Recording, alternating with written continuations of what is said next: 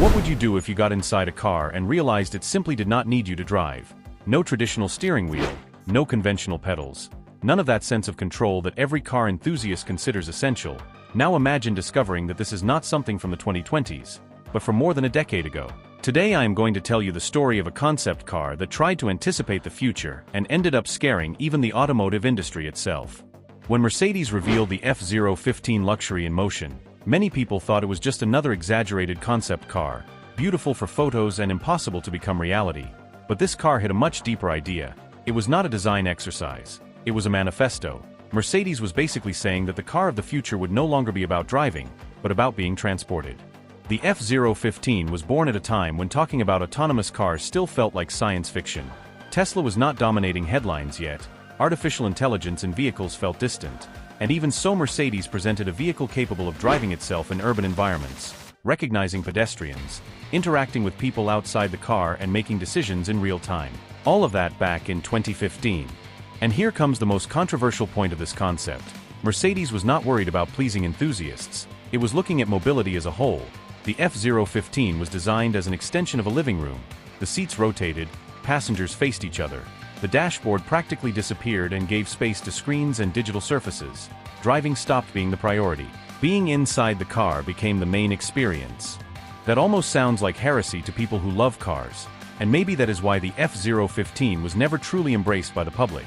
It did not promise excitement behind the wheel. It did not talk about performance. It did not talk about engine sound. It talked about time. Comfort and freedom to do anything while the car handled everything else. Technically, the concept was absurd for its time. LiDAR sensors, cameras, radars, external communication systems using lights and projections. The car literally talked to pedestrians using visual signals to indicate when it would stop or move forward, something that is only now starting to appear in modern prototypes in a very limited way. The design also helped reinforce this futuristic idea. Smooth lines, unusual proportions, huge wheels. A look that felt more like a technological object than a traditional automobile.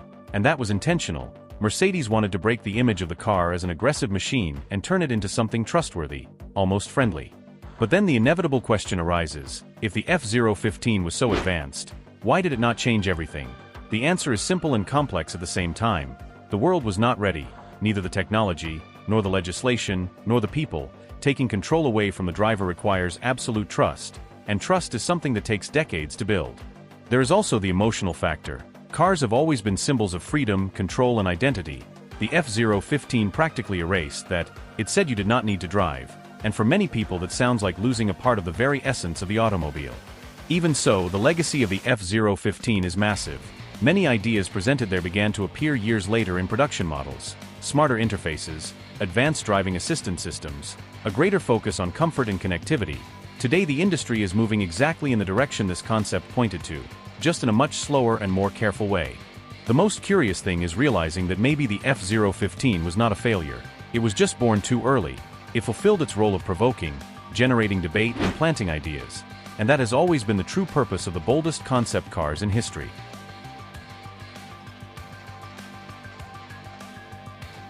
In the end, the F-015 represents a future that is still arriving. A future where the car stops being the protagonist and becomes a means, where driving becomes an option and not an obligation, and liking or disliking that idea depends a lot on what you expect from an automobile. And if you enjoy this type of content about the history, technology, and curiosities of the automotive world, follow the Veloci.ao Culta channel so you do not miss the next videos. Here, the passion for cars goes far beyond the steering wheel.